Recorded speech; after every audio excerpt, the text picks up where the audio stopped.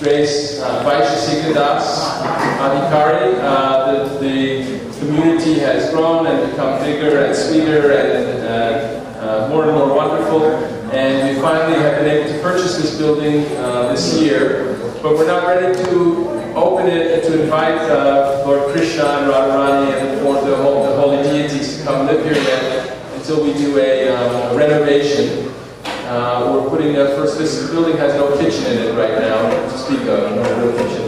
We're putting in a first-class, state-of-the-art commercial kitchen with all the zoning requirements and everything, because Hare Krishna movement is kitchen religion, as Srila Prabhupada would say. We cook meals and serve meals to Lord Krishna. We serve him in every way, dress him, bathe him, and we distribute his prasadam, vegetarian meals, which is his grace that helps us to be able to understand him and come to him and have love and devotion to him. So the kitchen will be back in the northeast corner there, northwest corner there, and we'll put the public restrooms up in the front, and so we're doing a major remodeling project here. We're expecting the permits to come any day now.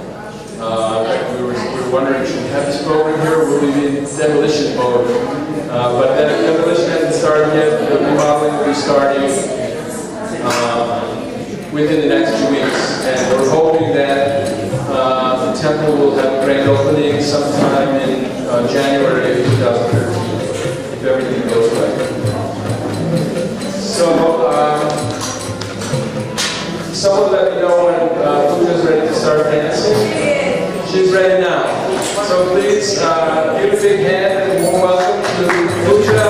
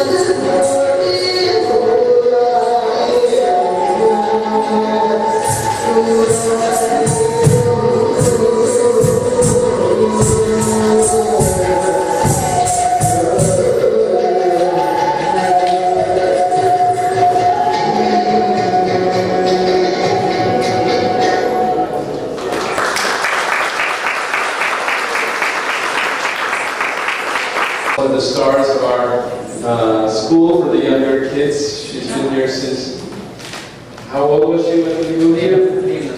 3.5. She can recite whole chapters of Bhagavad Gita and other Vedic scriptures like Brahma Samhita, and she's kind of a genius and a very well-behaved and devoted young lady.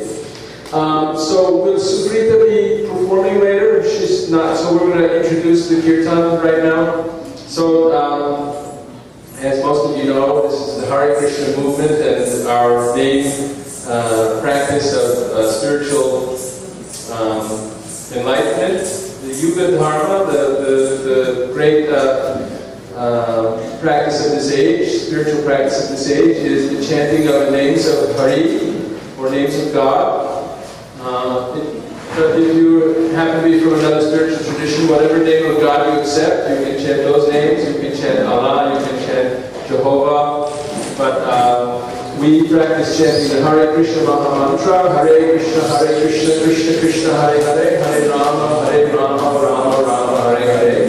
And these holy names of God are endowed with all of God's transcendental potencies. So by chanting His names, which are not different from Him, we are personally associated with Him. It said that as we chant His names, He's dancing on our tongues. And so by this chanting, which we do responsibly, one person will lead, and then everyone will follow and chant along as we do this. It purifies our hearts and brings us closer to Krishna, when it says in Bhagavad Gita that He can be known only through pure love, or bhakti. So, who will be leading the kirtan? Varshana Dasi is leading the kirtan. Please follow along with her, and this call and response is participatory, and everyone should.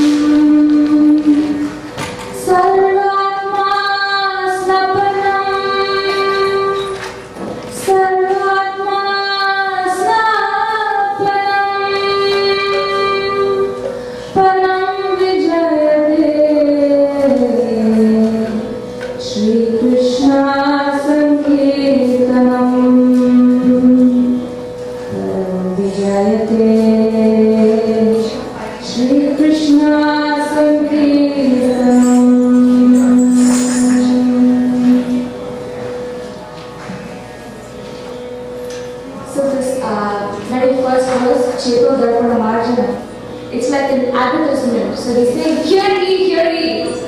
Here are the glories of the chanting of this Maha Mantra. And so what are the glories?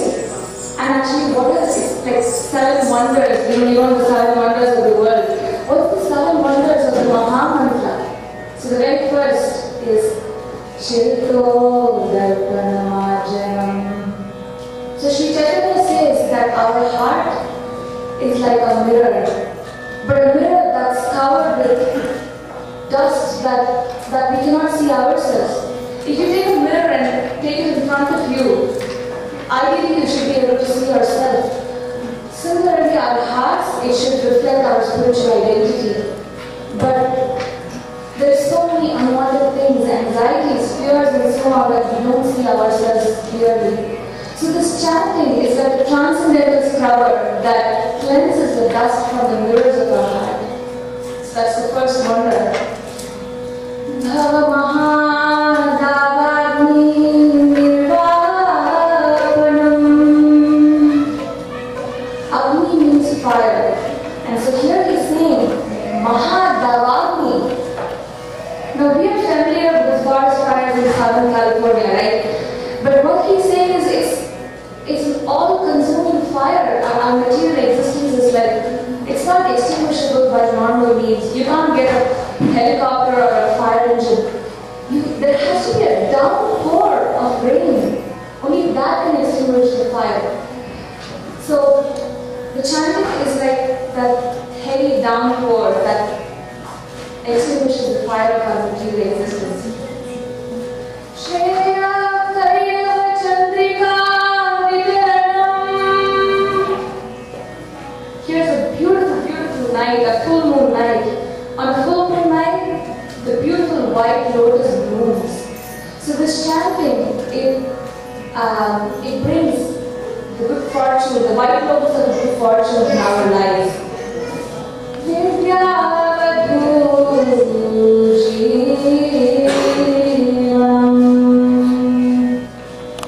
It awakens transcendental knowledge in our lives.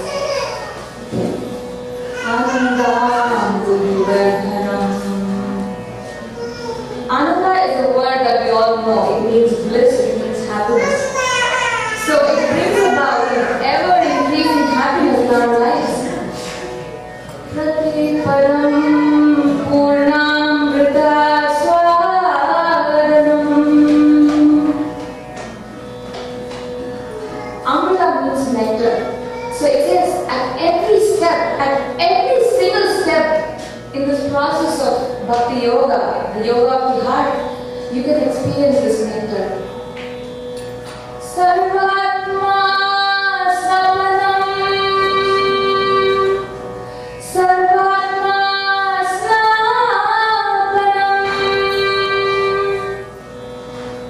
Now we all have an experience where we have had tiring, grueling days and we come home and we go and take a cool shower. How refreshing is that? Now the chanting of the Maha Mantra is millions of times, I mean it's transcendentally refreshing on our dreary souls. So finally Sri Chaitanya says, Param Vijayate Shri Krishna Sankirtanam.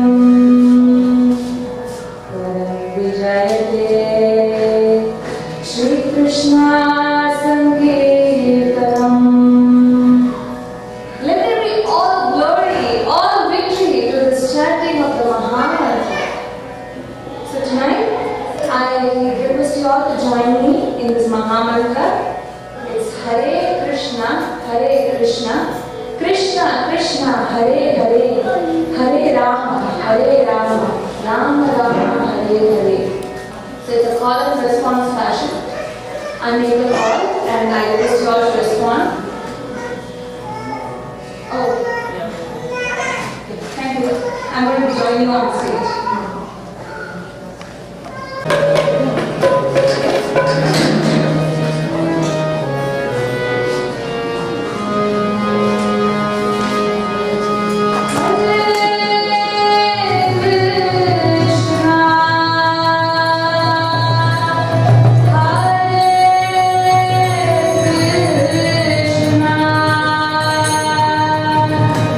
Krishna Krishna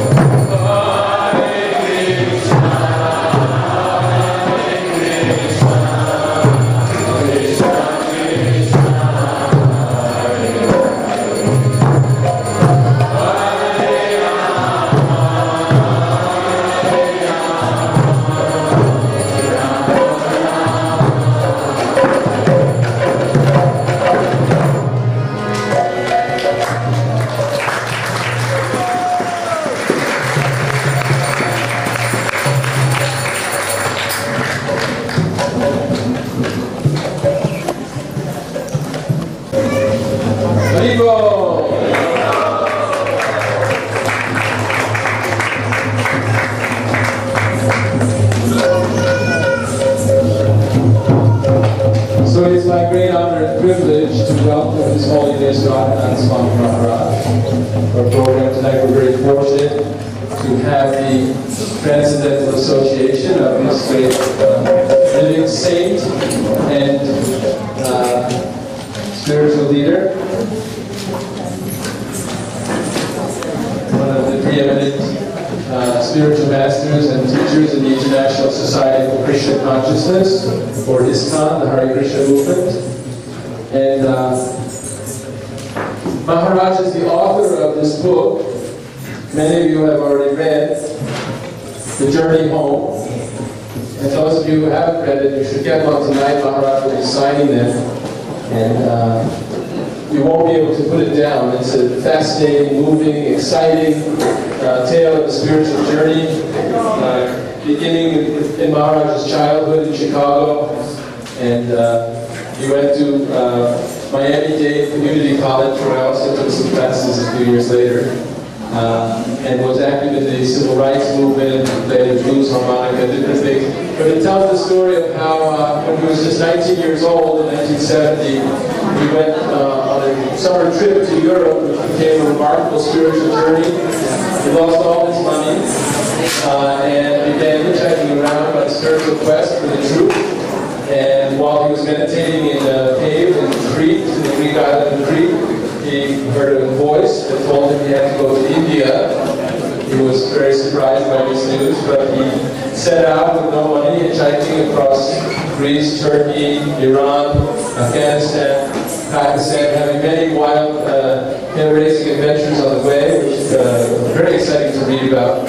And also meeting with various holy people and learning various spiritual lessons. As he got to India, he traveled throughout the Himalayas and stayed in caves. He traveled with the naked Naga Babas who lived in the jungles. He became a sadhu and studied with many yogis and spiritual teachers from different traditions until he miraculously was washed up, so to speak, on the shores of Vrindavan, the place of Krishna, on Janmashtami Day at Mathura, and he became accustomed with the tradition of Bhakti Yoga, devotional service to Lord Krishna, and eventually met his eternal spiritual master, Om Vishnupad, His Divine Grace, A.C. Bhaktivedanta Swami Prabhupada, the founder and Acharya of the International Society for Krishna Consciousness.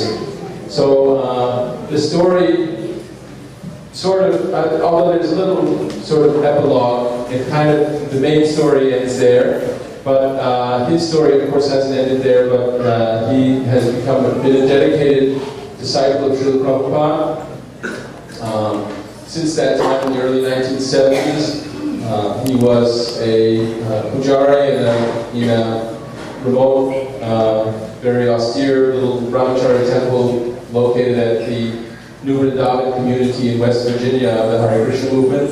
And he took the holy renounced order of life as a Swami in about 30 years ago. He's been a speaker and lecturer at universities and other venues around the world. For about the past 25 years, he's been the spiritual guide and director of the Radha Gopinath Temple and Ashram in the Chowpatty neighborhood in Mumbai.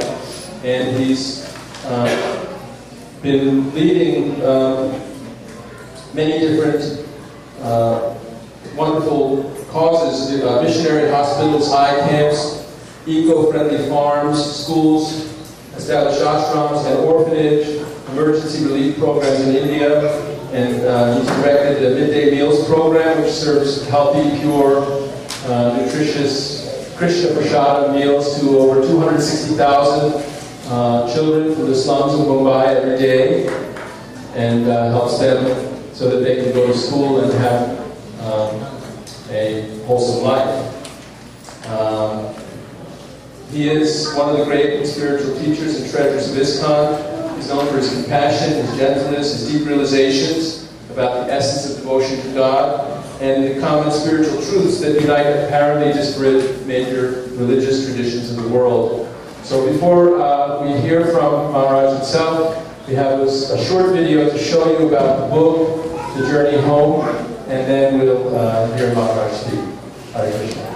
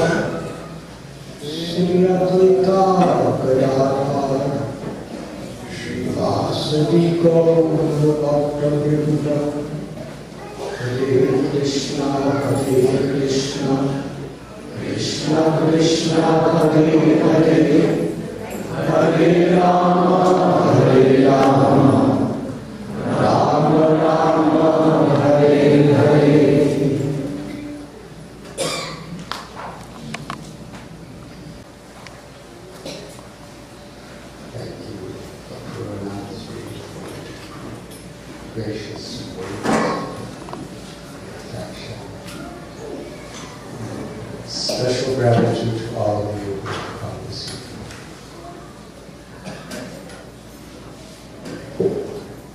I just came from Laguna Beach, and the flight was 2 hours late.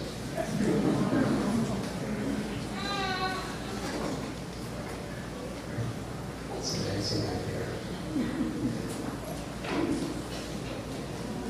that is asked to speak on the subject of the yoga of the heart.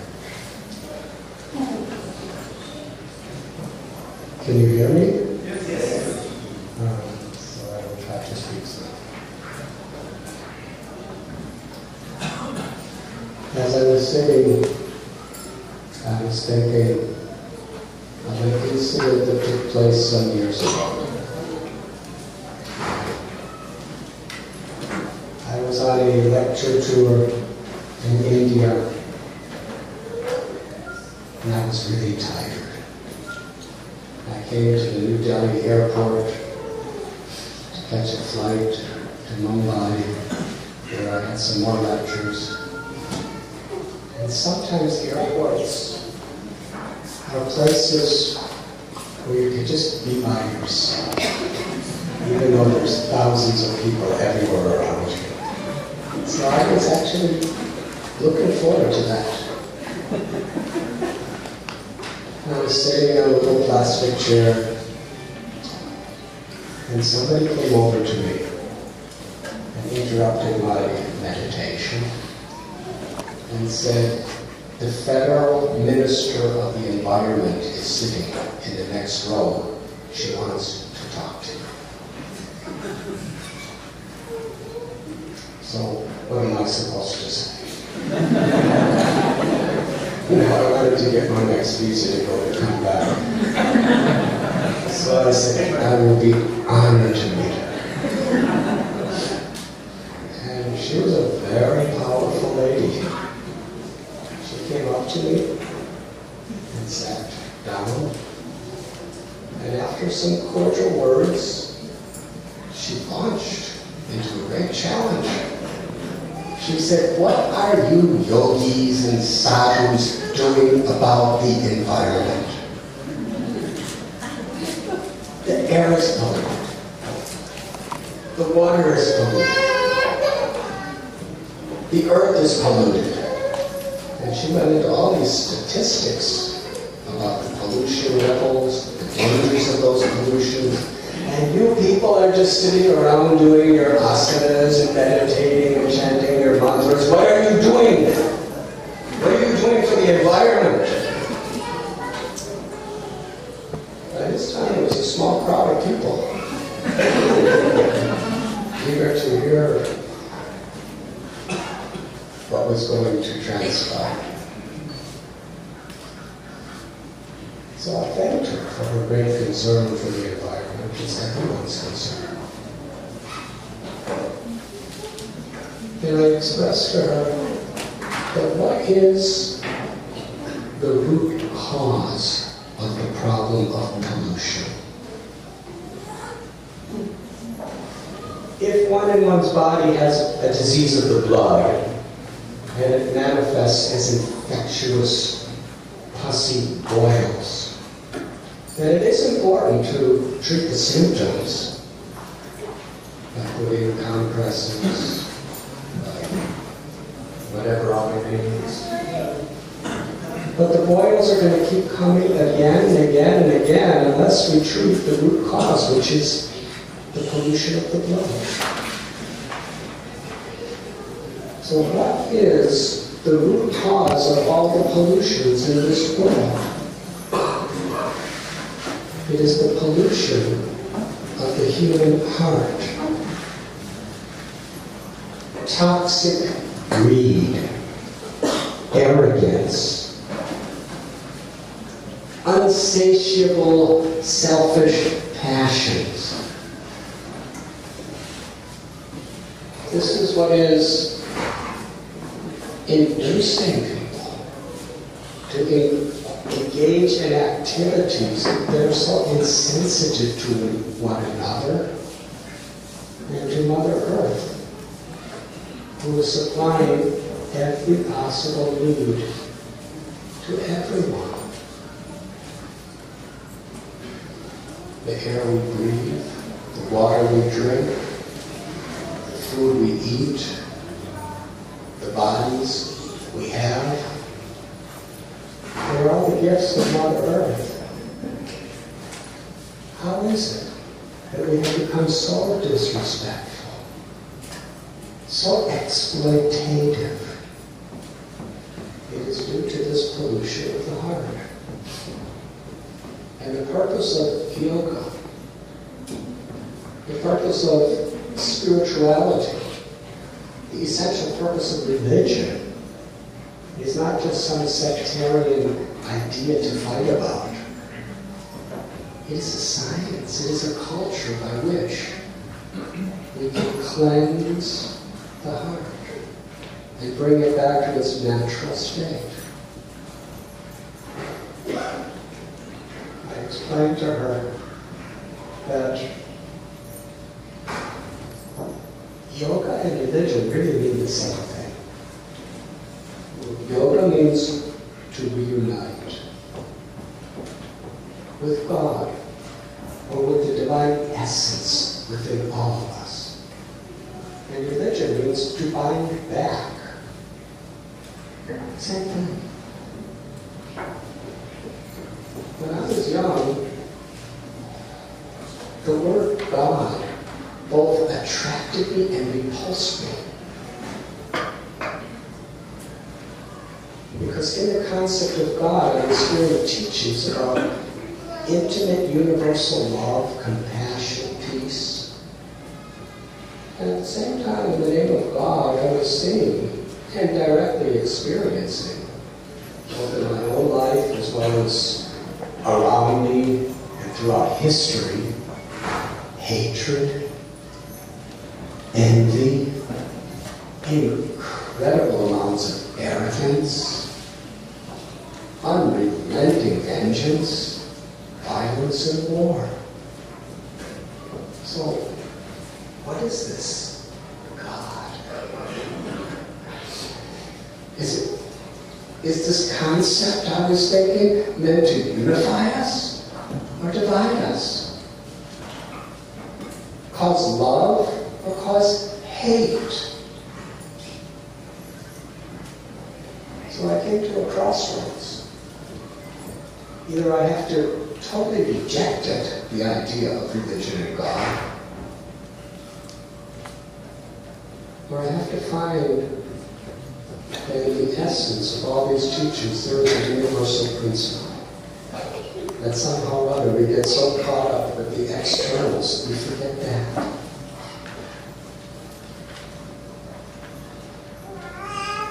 And I told her what I learned from my guru, Srila Prabhupada. A beautiful verse that deeply touched my heart. Savai Pong Sang Paro Dharma Yito Bhaktir Mokshate Aitiki Apratihata Yadagma Suprasidati. The supreme Dharma, the supreme religion, or spiritual path, is that which awakens from the heart unmotivated, uninterrupted, loving service toward the Supreme and toward all living beings. In the Bhagavad Gita there's a verse. Vidyavanaya sampade brahmani gavyasti sunichaya svapati chavandata samadarsha. That for one who is actually connected to that spiritual essence, to that prema, to that love within us,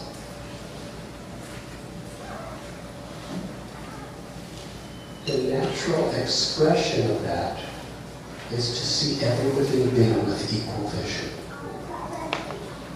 Whether one is white or black or red or yellow or brown or male or female, or east or west, or whether one is a human or an animal, an elephant, a cow, a dog. Wherever there's life, there's a sacred part of God. Namai mamso jiva loke jiva bhuta sagat. Wherever there's life, it is sacred.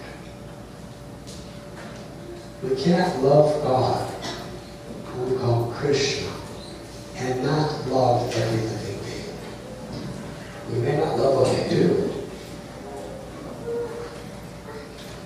but we see the living force.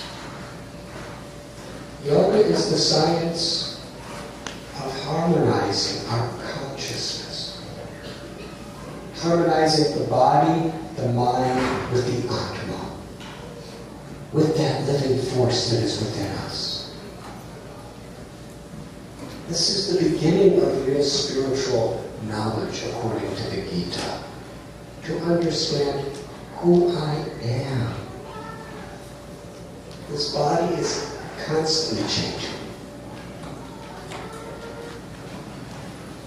It's the first time I ever saw that video they showed. And I don't think I ever want to see it again. But at the beginning, there was a picture of me when I was about 8 years old or something. And I was just looking at my nephew, Willie, my elder brother's son, and I kind of looked just like him. I think this is the first lecture you've ever been. It's the first lecture he remembers that I've ever. I did a little baptism service for him when he was a little tiny baby about that. I'm so grateful you're here. So the body's changing. Now I'm almost 62 years old. Every cell of the body is something different. And as far as the mind, how that changes. When I was just a little child, I was thinking about my mother's milk. I was crying for my mother's milk. I can't remember the last time I cried for my mother's milk. Now the mind changes, the body changes. Who is that witness? Who are you and who am I? It is that living force that's seeing through the eyes and hearing through the ears and moving through the legs and picking things up through the arms and hands, loving through the heart, thinking through this incredible brain. What a creation the brain is. Now when we understand the nature of that spirit force, that Atma, we understand our true potential. Because the nature of the Atma is to love. To love God, to love all living beings. And yoga is to bring us back in harmony with ourselves, with nature, and with all beings.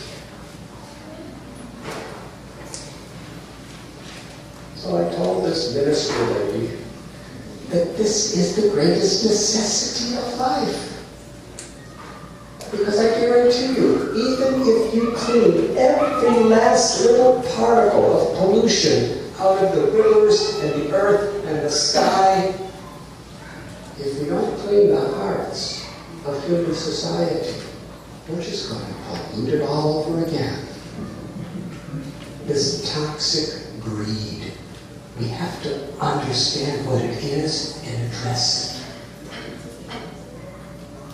It is a disease. But somehow or other, we've come to believe it's just normal. Unless we understand it is disease within ourselves and within others, then we won't. And the way to cure this disease begins with purifying one's own heart.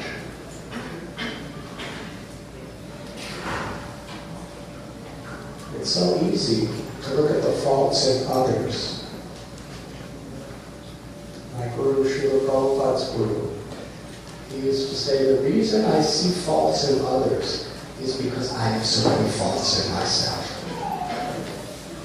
The world is a mirror of our own consciousness. If we actually find the good within ourselves, we'll see that essential good in others.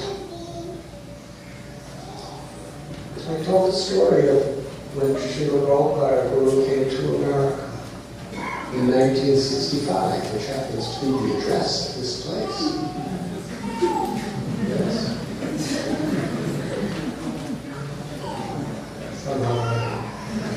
so happy to be in 1965. He was a saint from Vrindavan, the holiest of holy places of India.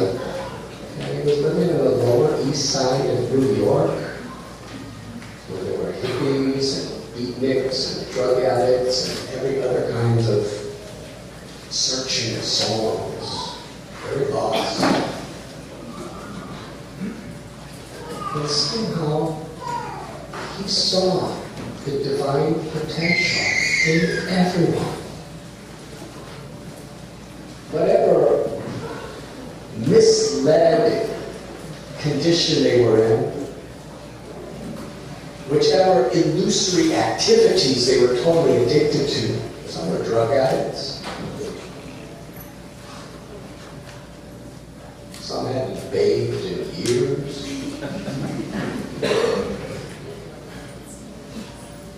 Some were just experimenting with every type of worldly pleasure. They were lost. But he saw the inherent goodness. He saw a heart of God. He saw the potential in all of us. And because he saw that potential, he reminded us of our potential. And that potential is everywhere. It's simply a matter of cleaning the pollution of the heart. Anandamayopyasha. The fundamental nature of everyone is to seek pleasure. Whether one is a prime minister or president or a newborn baby, everyone is looking for pleasure. Whether one is a cockroach on your kitchen cabinet, or whether one is a polar bear in the Arctic Circle. Everyone is looking for pleasure. Why? Why does life, in all of its forms, have that in common? The Vedanta Sutra teaches us this Anandamayovyasha, because the nature of the Atma, the living force within us, is eternal, beyond birth, beyond death. It is full of knowledge, and it is full of ananda, which is bliss or pleasure. It is who we are, what we are, how we are. It is you and me. The pleasure of that unlimited, intimate love of God, Krishna, whatever name there may be, and all living beings, that is inherent within us. The beginning of spiritual life really is to recognize that it's there and to begin the process of uncovering it. Bhakti Yoga is the path of cleansing the heart and awakening that divine love that is within each of us. And when that is there, then we will honor not only all living beings, but the wonderful, blessed gifts of the earth with respect and with affection. So when I gave that explanation, she said, Swamiji, we should work together. And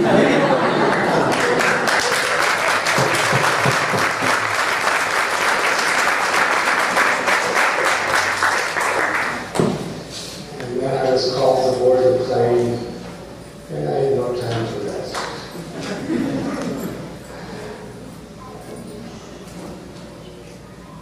The nature of the mind is, I think we all have this experience. It can get us into so many complexities.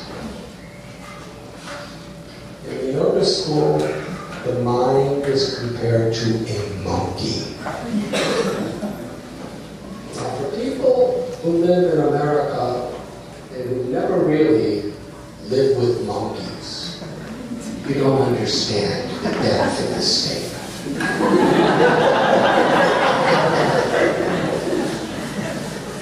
You know, we think they're just these cute little guys that dance around and smile, and they're that, but they do other things too. Would you like to hear a living example? Okay, I want to.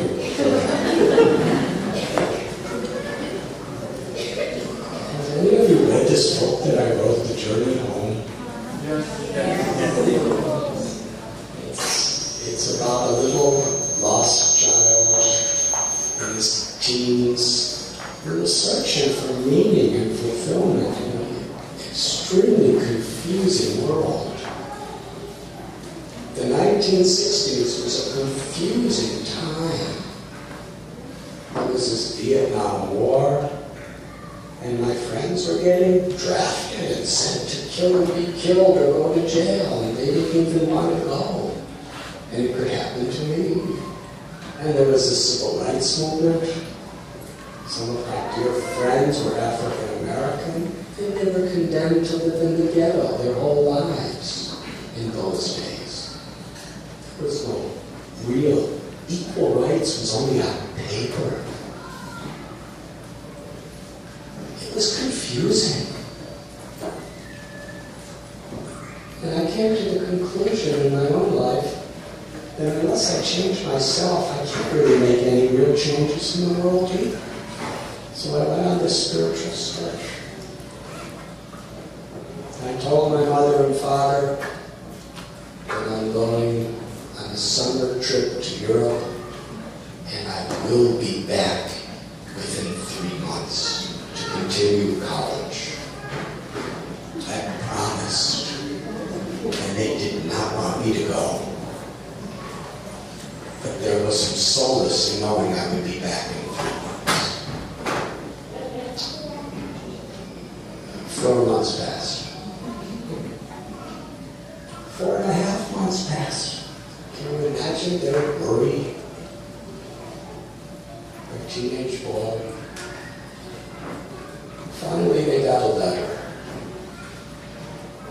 It said, I'm no longer with my friend Gary. He's gone some other place. I have decided to hitchhike to India. And I picked up the letter. It said, what better education could there be than that? I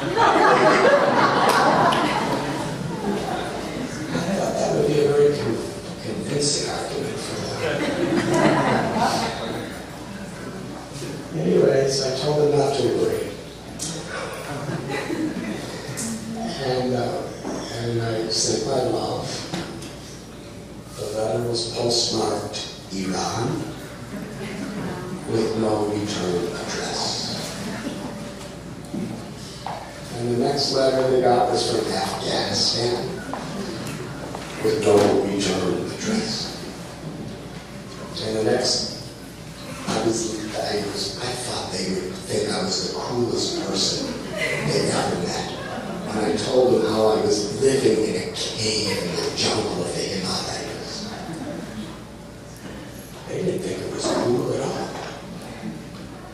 They were worried. Anyways, years later, this was in 1970 I'm speaking about. In 1989, it was the first time they came to India to see what in the world their child is doing. Since 1972, we had ever-increasing good communication. But they couldn't figure out what happened. And one of our devotees, Srinathji, who was a millionaire industrialist from Mumbai, he was in Chicago and he met my father. And my father asked him,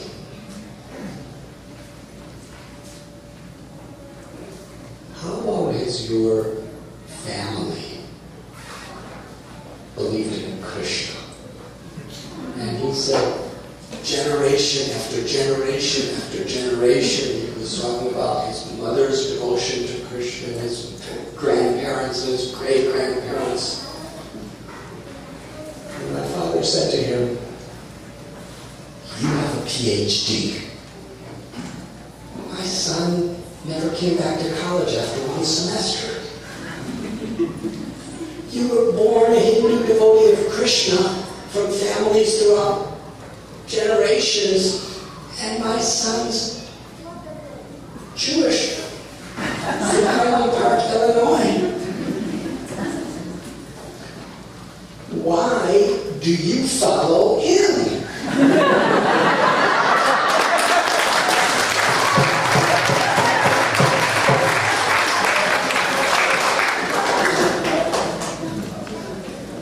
Srimati said, the only answer is you have to come to India and see for yourself. There's no other explanation.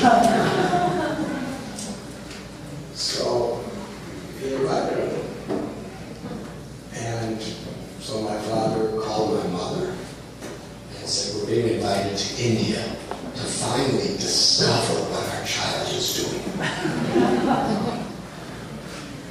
And my mother had, first question, do they have toilets there?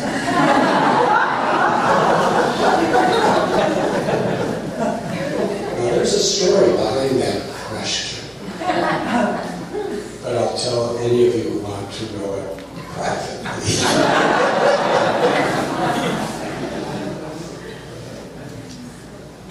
So they came to India. And it was so life-transforming for them. It was actually incredible. They were coming to lectures, and they were meeting so many beautiful people, and I saw them dancing and kirtans. That was like a Salvador Dali kind of painting. There was like a hand coming out of the ground. To see my mother and father dancing in kirtan was surrealistic. They were weeping in joy every day. And everything was just going so nice. Perfect. Until we decided to take them sightseeing. There's an island you have to take a boat for about an hour to get to. It's called Elephanta. From the gateway of India, we boarded this ferry and we went to the island. And there's these ancient caves with carvings of Brahma and Shiva and Vishnu in these caves. So I wanted to show you something historical with some spiritual substance. So after we got off the ferry, we were walking through a forest path, just a little roadway. It's made out of dirt, going into the caves. It was so beautiful. Bombay is a very congested city. And here we were, with birds singing, and beautiful old trees, flowers, fruits. First thing that happened after we were enjoying the scenery is mosquitoes started biting my mother and father. And they looked at me and said, what are you going to do about these mosquitoes?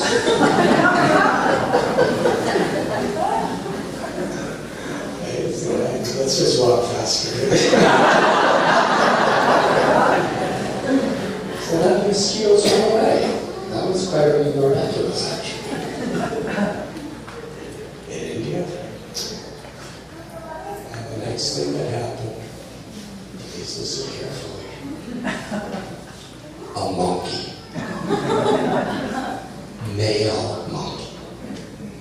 Brown fur, pink face, eyes and sharp, shiny teeth. And he was huge. He ran right in front of my mother. And his eyes locked into her eyes. And he showed his teeth. Monkeys have a special mystic power of making their gums go way, way, way, way up. So, I mean, their lips way up, so you see their entire gums, and there's these sharp, shiny fangs. And then he leaped toward her with his teeth showing and made this hideous sound.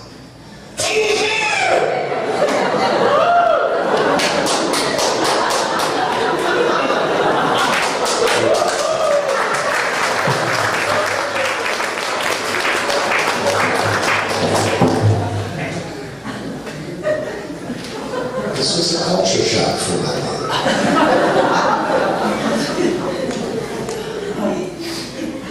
Next, he grabbed her purse and pulled.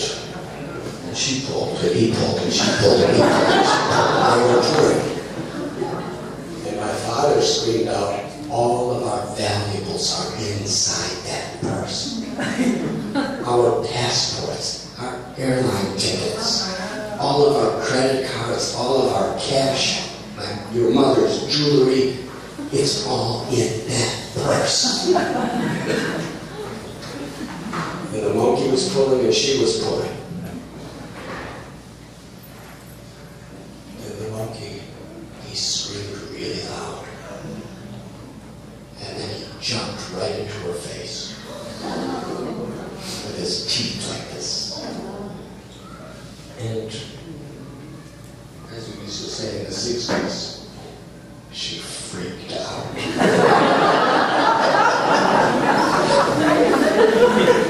She screamed. And the monkey grabbed the purse and ran away. Climbed the tree, got up on this high tree on a branch, and started opening the purse.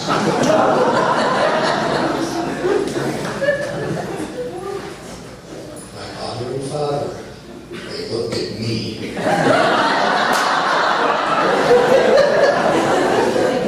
and said, "You brought us here. What are you going to do?" What can I do? I close my eyes and I pray. I pray to Krishna. In a ritualistic way, but in a time of great urgent need, I pray, "Lord, please help me. Everything was going so good. We came all the way to India. In those days, in 1989, the bureaucracy of India was so horrendous that it would take weeks, all day, to get their passports and their visas and their airline tickets and their credit cards and everything else.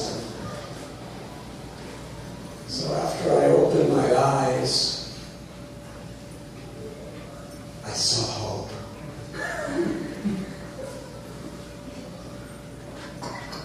Just down the road, there was a fruit vendor. He had a little cart with wheels. They had a bunch of bananas and some other fruits. So I ran, because he was about almost a block away. I ran up to him, and I asked him for a banana. And he said, 10 rupees. Bananas only cost a fourth of 1 rupee in those days. But because I had very light skin, and he saw I was kind of in need of a banana. All subsiding bananas there. Every other in this world.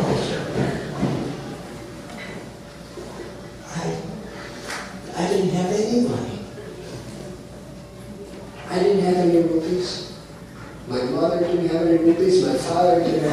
rupees. The monkey had all the rupees. So after pleading with him, he got angry with me. So in times of desperation, sometimes people resort against their nature. I stole a banana. And I ran away with it.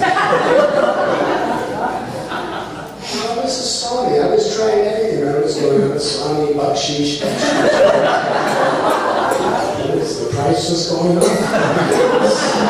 So I stole it and ran away. He started running after me.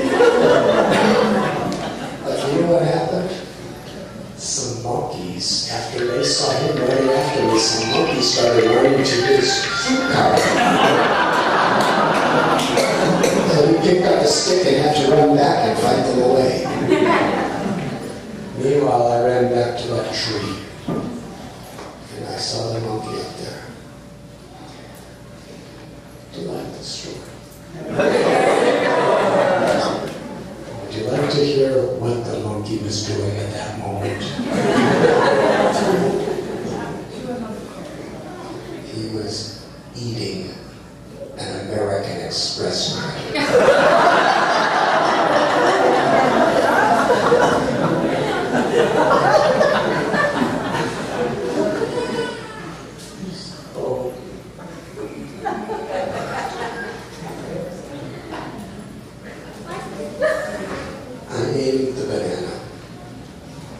And now I'm a Swami. I haven't thrown anything in about 35 years.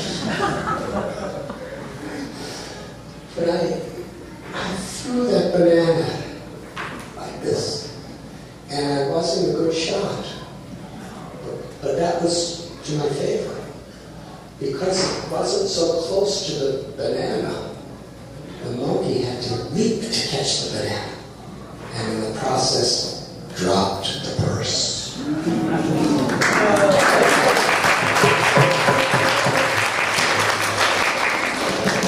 It fell to the ground. Open, things poured out of it, and I put everything back in. He ate a bunch of stuff, actually. He just kind of chewed on it. I don't know. Monkeys are monkeys.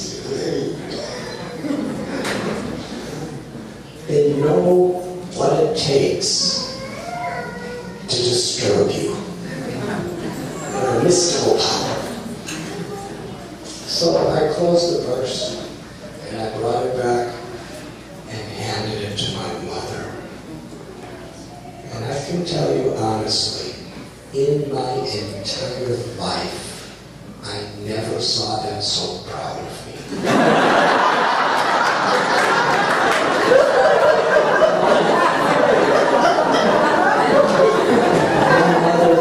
And said, that was brilliant. And my father, he embraced me and he said, you really have intelligence. Mother embraced me, they were so happy. And then my mother, because I forgot all about this part, my mother took out 20 rupees and said, go pay the fruit vendor. I forgot about him. So I went back and gave him 20 rupees for 1/4 of a rupee banana. The fruit vendor was happy. My mother and father were happy. I was happy. And I looked up at the tree, and the monkey was eating the banana, and he was really happy. What do they call it? Win-win? Now, why am I telling you this monkey story? There's a spiritual lesson to it. The mind is like a monkey. It's always looking for something to enjoy, for someone to defeat or agitate, and sometimes sometimes this monkey mind could really get us in trouble. It jumps from branch to branch, from one idea, hankering, lamenting, accepting, rejecting. See, this world is created by a principle of dualities. Pleasure, pain, happiness, distress, honor, dishonor, success, failure, victory, defeat, health, disease, birth, death, heat, cold. Everything has its flip side, and they're inseparable. And you can't have one without the other. It's the nature of the world. And because of this, the monkey of the mind is always looking for relief somewhere and pleasure somewhere. And it can get us in so much trouble. The solution, the Gita tells, Vishayadini vartante niraharasya asya varcha varisopyasya parudrispati vartate. To give a higher, deeper, more fulfilling experience. It's like a little child. One parent told me that they found their child playing with a razor blade. Now, if you're a mother, imagine that.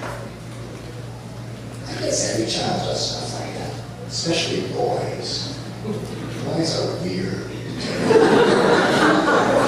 like to get in trouble. They'll find any way of getting in trouble. Girls are so nice. They just play with dogs. Helping other people. Boys are fighting and biting. Monkeys are. But if you give the child some nice candy, then they won't play with the razor blades anymore. So the mind is like that. What is the deepest fulfillment that the mind is seeking? It's love. If we have everything, but we don't have someone to love, and we don't feel loved by others, there can be no happiness to the heart.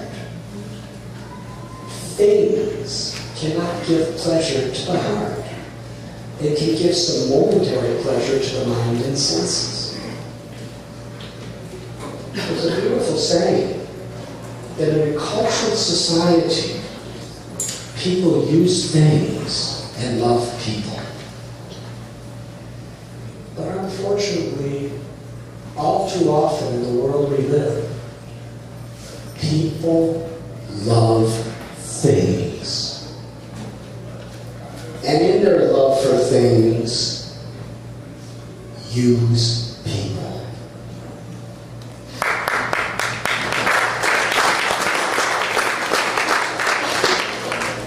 This is a culture of dissatisfaction. The mind and senses are full. You can have hundreds, thousands, hundreds of thousands, millions, billions of dollars, power, fame. But unless we have fulfillment in our heart, what is the use? What's the purpose of all this stuff?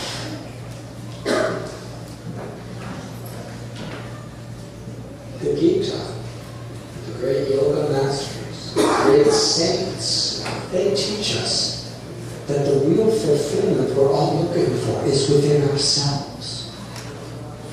The nature of the Atma, the nature of you and me,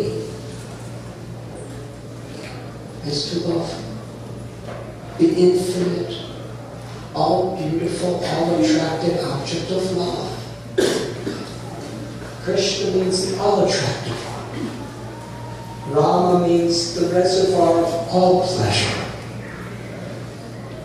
Lord Chaitanya said, Nam Nama Kari Bahuta Nija Sarva Shaktis, that this one God has so many names. and in each other's names is the power to awaken that love within us. And when we taste even a glimpse of that love, that spiritual essence within ourselves, then we find good satisfaction. And then we don't need things. We utilize things. You see, in an illusion state, we have a desperate need to bring in more and more things with the promise of satisfaction. But in the natural enlightened state, we utilize the things of this world as instruments to express the love that is within our hearts. In other words, we become instruments of compassion. And from this view of bhakti, the world is sacred. When we see that everything in this world is in beautiful creation, potential that could be used for beautiful purposes. When there's inner fulfillment, we can actually perceive positive opportunities even in great difficulties. I'm going to give you a very extreme example that I witnessed with my own eyes. One of my dearest friends is Holiness Radhanath Swami. He's the one that made me promise to write this book when he was on his deathbed. During the 8 weeks I was at his bedside before he passed from this world from cancer, we had the most deep, soul-searching discussions. It was actually incredible. When I first came, he told me he was going to die in 3 days, because that's what the doctor said. And he said, please stay with me. I want to die in your arms. So I said, I will stay with you. I will cancel all of my lectures, and all of my meetings, and all of my activities as long as you're here. For 3 days, I thought. He lasted 8 weeks. Well, what an experience that was. Because in our discussions, we weren't talking about the stock market. We weren't talking about the gossip of what this person's doing and that person's doing. Because what was really essential in life is what he wanted to speak about and meditate on. Because there wasn't much time. It could come any day. And I was so absorbed in his heart as his friend that he transported me in the same way.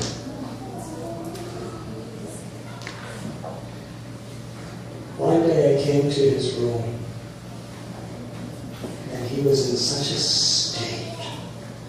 The cancer, the level of pain would go up and down. This was the peak. It was right.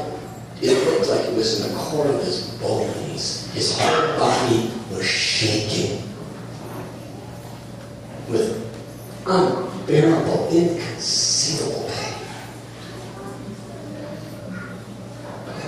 And someone picked him up and sat him on a chair. He was emaciated, limbs amputated. He was going to die. And as he was in pain, I was talking to him about our discussions every day, and I saw that he couldn't focus. So I just chanted for him. We have this, the word mantra. Man is the Sanskrit word for the mind, the monkey mind. And prayate means to deliver, to to liberate the mind from all anxieties, from all sufferings. How?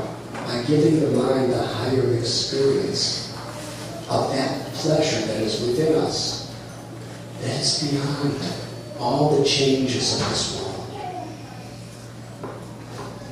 And there are many, many mantras. And one particular mantra is called the Maha Mantra, which means a very great mantra that includes all other mantras. So I started to chant this mantra for him, just very slowly. Hare Krishna, Krishna Krishna, Hare Hare, Hare Rama, Rama Rama, Hare Hare. Over and over again. Just trying to bring his consciousness to a focus. And as I was chanting, he started chanting with me. Something miraculous happened. He grabbed my hand and shook it and squeezed it. Suddenly, the most angelic smile blossomed on his face.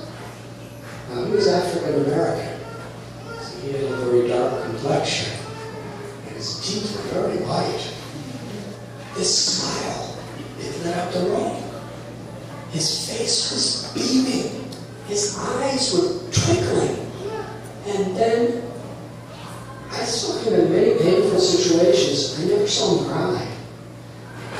Tears were incessantly streaming from his eyes.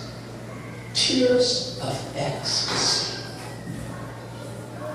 And he started shaking his head like this, and shaking my hand, smiling, beaming. He said, "It doesn't get any better than this."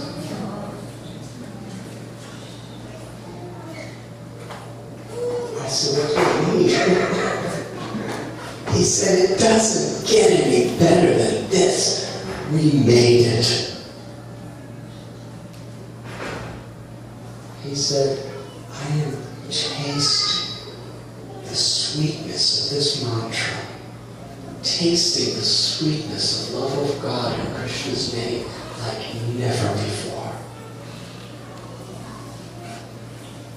He said, "I would not trade this experience I'm having now for anything or anyone else anywhere."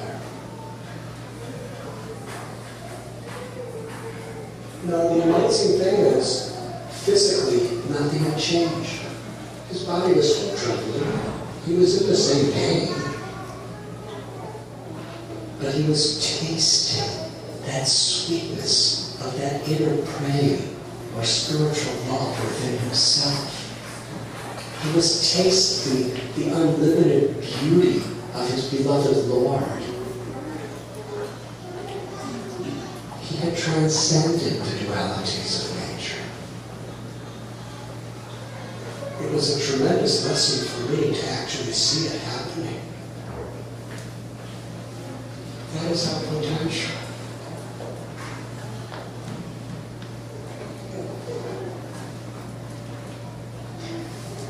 A couple days after that, he made me promise to write this book. And he said, "You cannot break your promise to a man on his deathbed." So I promised. What could I say? And as I walked out of his room, I was determined to convince him to allow me to retract my promise. Because I really did not want to write this book. Because I'm not a writer. And you know what happened? Before I could convince him otherwise, he left. So I had to write the book. But anyways, it was so beautiful. There was hundreds of beautiful, loving students, friends, associates around him, chanting these beautiful mantras. with such love and devotion all around his bed as his liberated soul departed from that temporary body.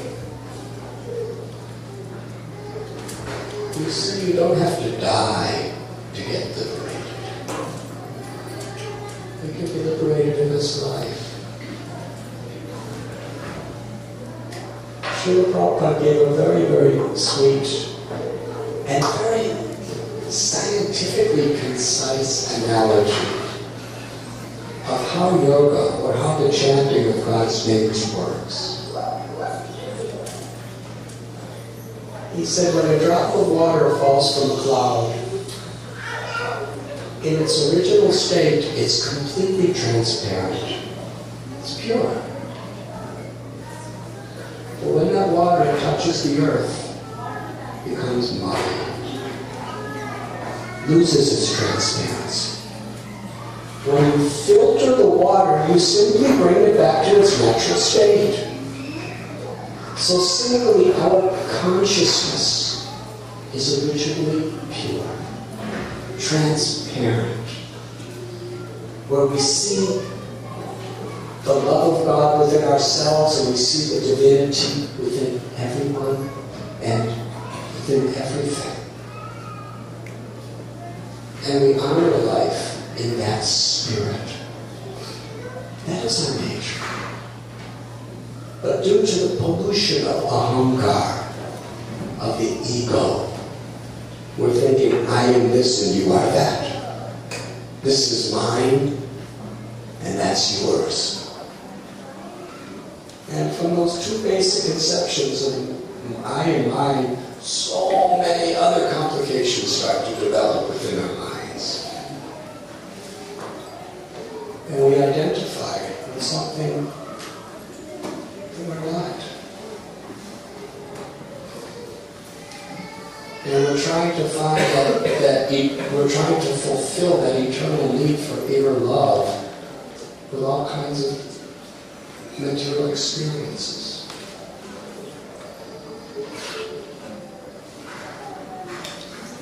Spiritual life, true spiritual life, in our path, bhakti, the yoga of the heart, is simply that science, that culture, that art of cleansing, filtering our consciousness and bringing it back to its natural, healthy state, where there is true happiness beyond the dualities and changes of the world. And to be an instrument of that happiness is the greatest happiness. Thank you very much.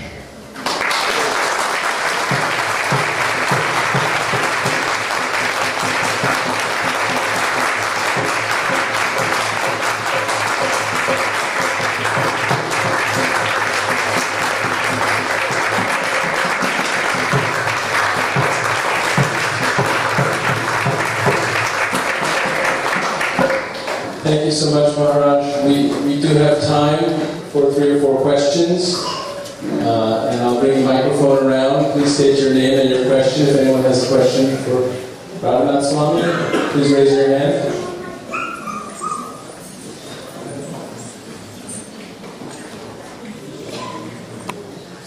No one has any questions? Oh, we got it on here. Prabhuji, that was par excellence. Thank you so much for enlightening us this way. My question is, in hindsight, in retrospect,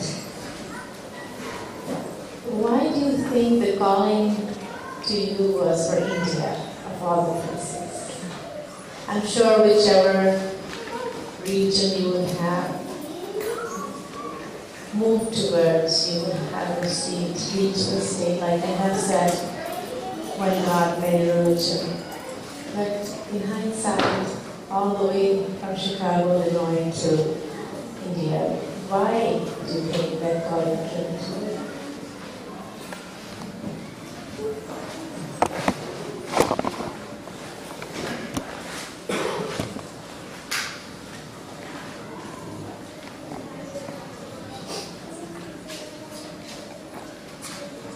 It's where I was meant to be.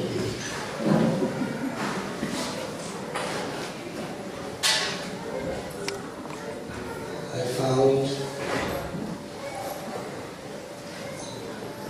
that if we find our home somewhere, we realize that our home is everywhere.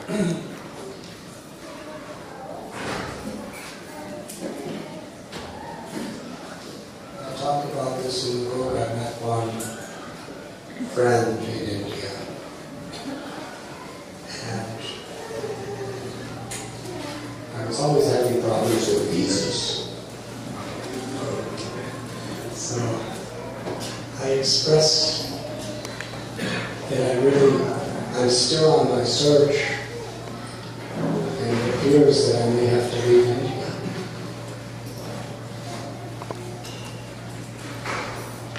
And he said, you may have to leave India, but you never have to leave Bharat.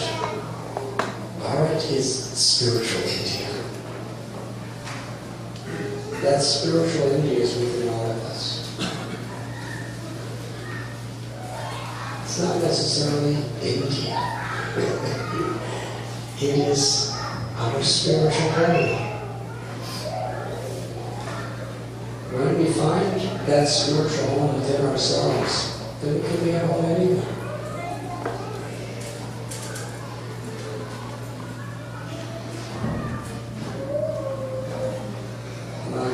Guru Srila Prabhupada, he was living in Vrindavan.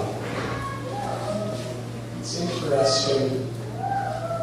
Srila Prabhupada was living in Vrindavan and came all the way to the west to give people this beautiful culture of bhakti and Krishna.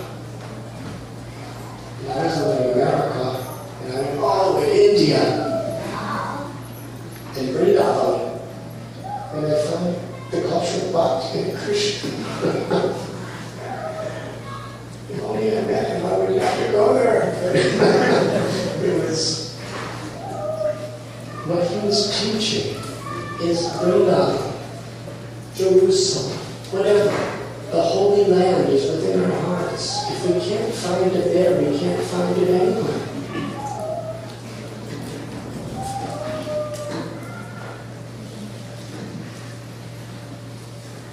So, it was where I found out. The people of India were so kind to me.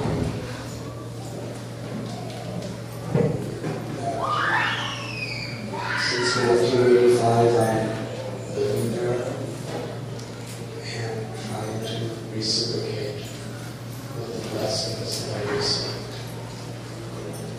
Does that answer your question? Yes, thank you.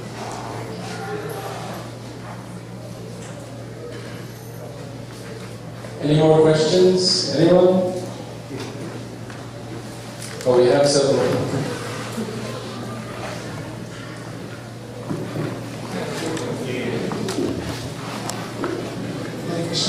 Thank you very much for your exciting lecture. I have a simple question for the teenagers. How we can convince about the presence of God? It's kind of a tough question. Speak into the microphone. Hello.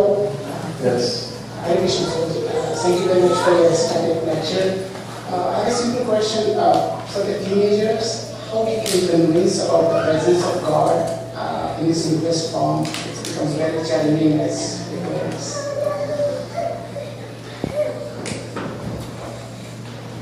Couldn't hear so well, but you were asking how to convince teenagers of the presence of God.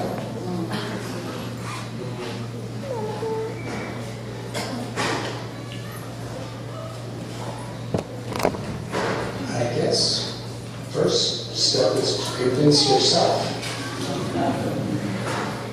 And that conviction naturally awakens within us when we associate with people who have that experience, that realization.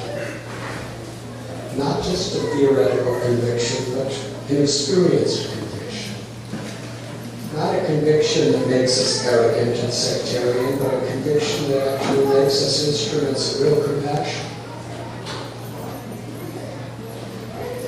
And to the degree we can, through our own sincerity, satsang, association, and spiritual practice, we can embody that.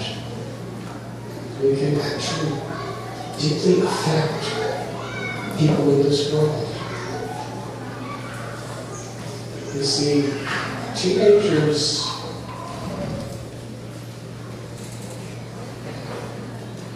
I guess every generation has similarities,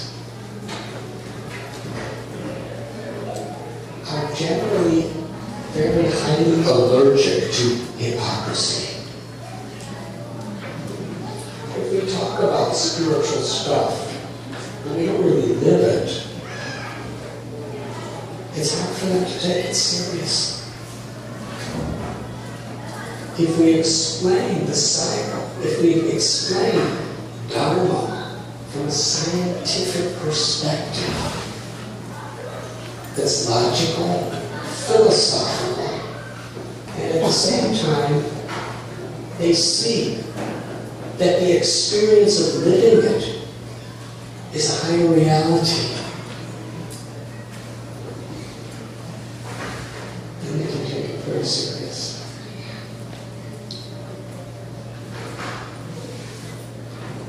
Does that answer your question?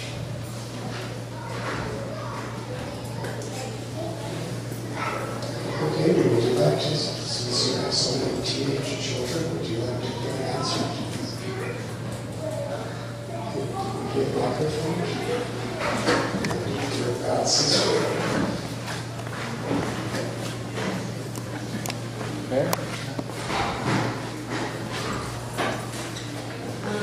I think with teenagers,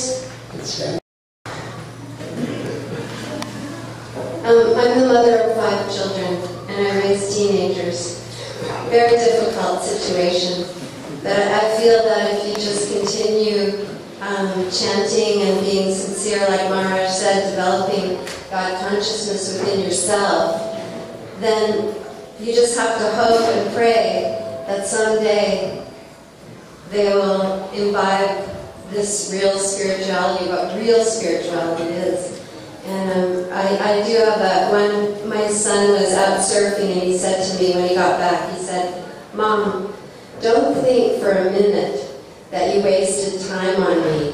He said, "When I'm out there, all I do is sing bhajans."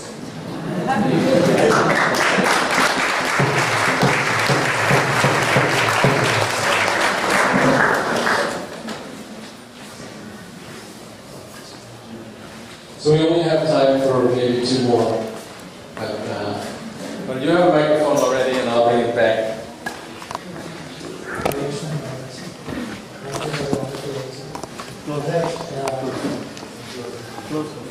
Can you please narrate us of your experience when you heard the Hare Krishna mantra for the first time? You can read it.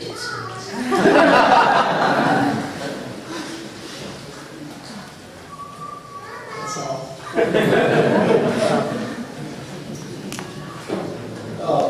Maharaj, a question.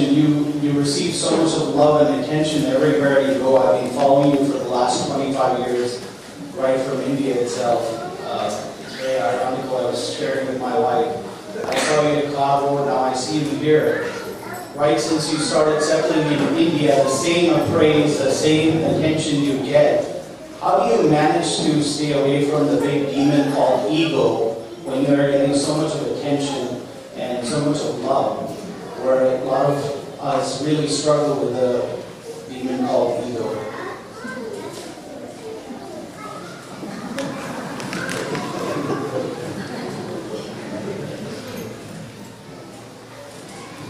Three things is, number one,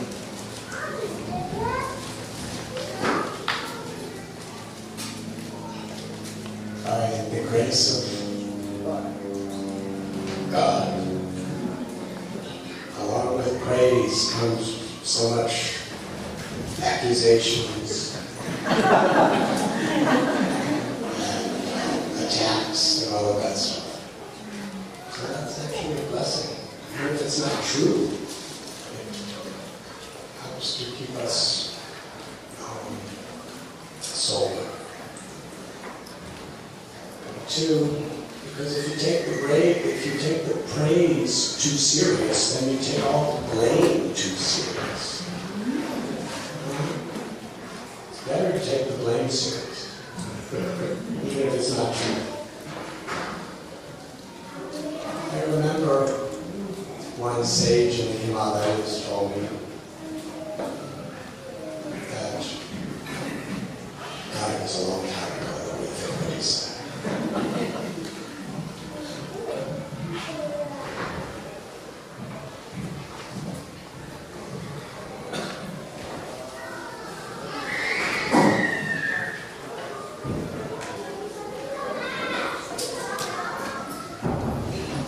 Told me that when you do something good,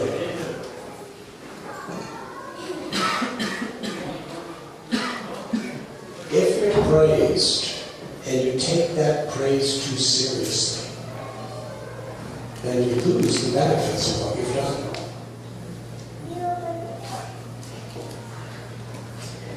Because we understand that our intelligence, our abilities, they are all gifts of God. And we're just trying to be instruments to use that gift. We're like little surgical instruments in the hands of the master surgeon.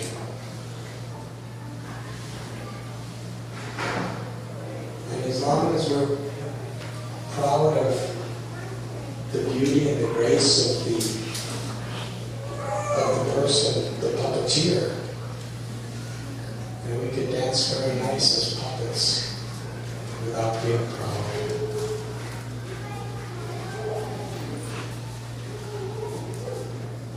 But in order to do that, for all of us, it's important that we, in my own life, by reading my Guru's books, Srila Prabhupada's books, Holy Scriptures, it actually exposes the nature of ego. Reminds, so that when it does come up, we can actually identify what it is. Otherwise, if we don't know what a weed is, we think that the weed is our plant, our flower. We water the weed instead of the flower. So it's important we understand this comes through association and through prayer and through a proper understanding. I'll end with a little story. I heard this from my guru. It's called Punamushta Bhava. And there was a little mouse. And this mouse was just roaming around. But suddenly, a cat attacked the mouse. And the mouse ran to this yogi. Trembling in fear, and said, "Please do something to help me. Make me a cat." The yogi said, "That's not the solution." He said, "No, it is the solution. Just make me a cat, and then I don't have to be afraid of cats." So he chanted a mantra and made him a cat. This is an analogy story. It's not a historical story. So, now he's a cat. And you know what the first thing he started doing was? Chasing mice. I was having such a good time. Now I can chase mice. Until one day, he came running to the yogi. "Trembling, make me a dog." The yogi said, "It's not a solution. You change yourself, not change your position. You change your position millions of times, but you have to change yourself if you want to make a permanent solution. So you change the mantra of a dog.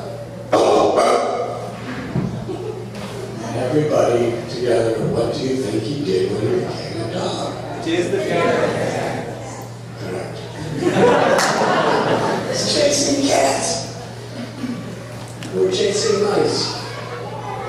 And now he was really this big dog. He was thinking, I'm the king of the earth. Until one day, he happened to be seen by a tiger. And the tiger attacked him. And the dog was going, he ran to the yogi. Help me, help me, help me. He said, I told you it's not a solution changing your situation. You have to change yourself. He said, I know, but just make me a tiger. He said, all right. Chanted the mantra. He became a tiger. The yogi said, okay, go to the forest. Go. Why are you standing here? The yogi said, is it that you want to eat me?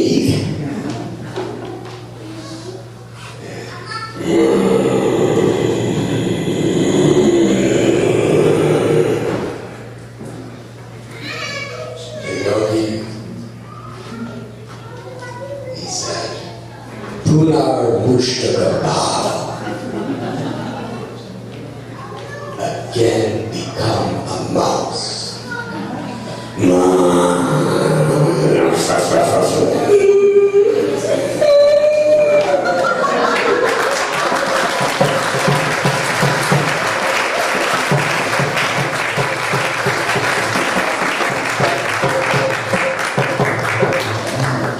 You shouldn't be proud of what we're given. You should be proud of the giver. And to the degree we understand the gifts of grace, to the degree we're grateful for the gifts of grace, we become humbled by them. So I cannot say I'm humble, but by the grace of so many beautiful people, I'm trying to understand and apply that principle to my life. I hope that answers your question. Thank you, Maharaj. I'm blessed to come in your association.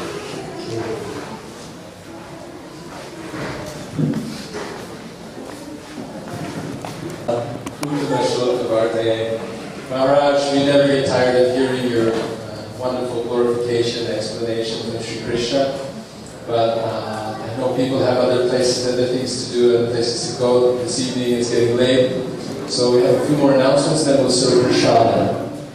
And one announcement is that Maharaj, understand you'll be staying here and signing copies of your books that people get today. And so those who can't get enough of Maharaj's association can stay and get a book and get it signed. And then we're so fortunate that Swamiji has come to include this Silicon Valley area on his tour. And he's going to be tomorrow night in our little small temple at 951 South Bascom Avenue in San Jose. You can go to www.virtualtemple.org, if you can remember that, for directions. Or you can ask any of the devotees here how to get there. It may be crowded and uncomfortable because it's small. We're very happy that we've gotten this larger venue, and which will be open probably in January after we do a major remodeling job. And this area here, where Swamiji is sitting, and a little out further will be where the altar is. And we have Radha and Krishna, Lord Chaitanya, and also on the separate altar, Sri Sri Lakshmi and Sringadev.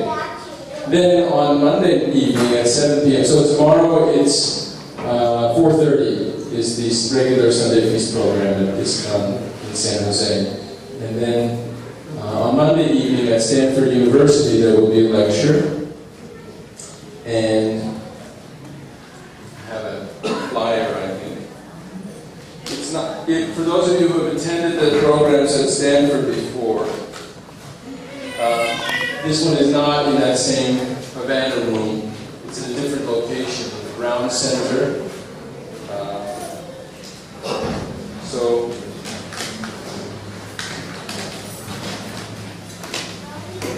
the lecture is entitled Our World, Time for a Positive Change, and it's in Building 320, Room 105, at Brown Corner.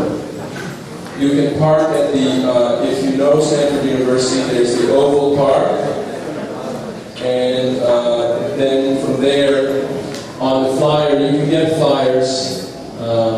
If you need a flyer, talk to Sri Govinda, please. Who stand up? They're outside. You'll be able to. So see Sri Govinda to get flyers and we'll give instructions for how you can walk there from where you were parking and walk on the beautiful Stanford University campus. Because we are having a major remodeling project, we're also doing some fundraising, and the fundraising system we decided on is the $1 million tile wall for Krishna. Out there in the entrance area, garden area, two of the excellent artists in ISKCON, famous artists named Dhriti Dasi and her husband Ramdas, are already designing 2 panels that will have 250 tiles in each panel for a total of 500 tiles. And the tiles will have your name, your family name, your inscription, what you like to say, and you can become literally a part of the architecture. You know, you're already part of the history of this kind of Silicon Valley and this crucial stage in our history when we're first getting our first temple that we actually own. But you can actually become part of the wall. So if you're interested in the tile wall program, the tiles donations are $2,000 each, so that's how come 500 tiles, it's $1 million. We've already sold about 75 or so, and there's a tent outside in the back there, and it says Ananda Vardhana, and that's the fundraising tent. And if you go back there, just talk there, you will get a little gift, and you can get more information on the tile wall program. So thank you all very much for coming.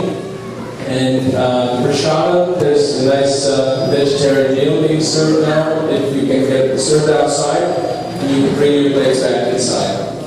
And the books are available, of course, back in the lobby there. So Maharaj, thank you once again very much.